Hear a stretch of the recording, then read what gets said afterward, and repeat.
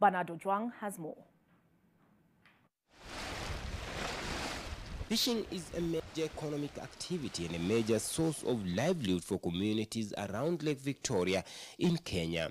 Raw Beach in Sindo, Homa Bay County is not any different. And as the population continues to grow here, so does the pressure on the lake shared by Tanzania and Uganda.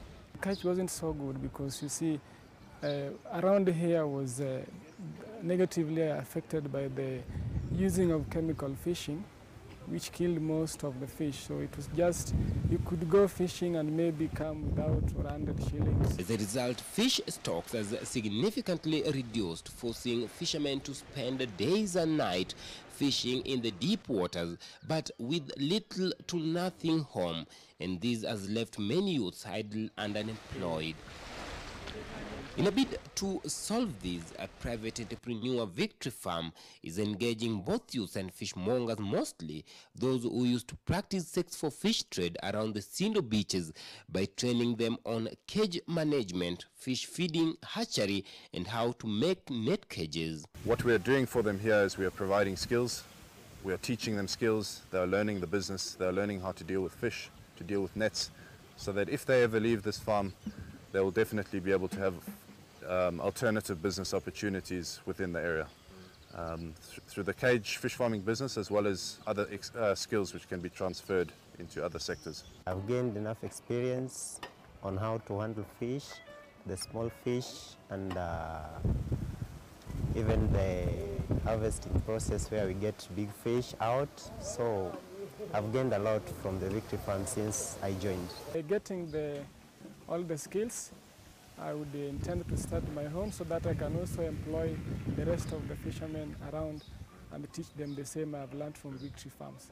Yeah. Naweza tengeneza neti yangu, naweza kuweka kwa bahari, naweza kutengeneza, nimejua namna ya fingerlings.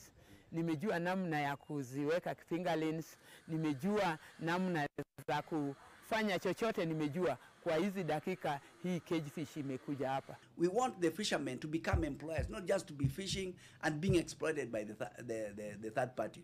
Because once you are sure, the cage fishing gives you a certain surety with a certain percentage or number of fish that you can have. Then you can move and sign a contract with an hotelier, an institution, then you know you can perform. But as it is now, it's a gamble. You go into the lake, you don't know what quantity you are coming back with. Let them learn the technology being transferred by the Victory Farms.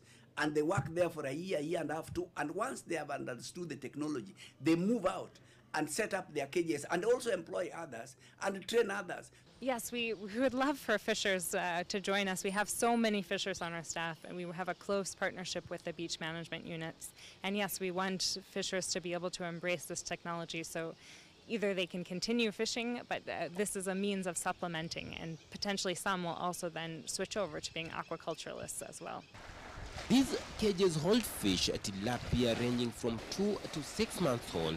In this type of environment, strong currents flash through the cages throughout the day, and that create favorable conditions for the fish. We'll be giving the local community the tools they require to be aquaculturists out on the lake. They can take the trainings that we give them, we will supply fingerlings similarly, and they can go out to the lake and they can have a hand at growing their own fish with full support from Victory Farms. Bernard Ojwang, NTV.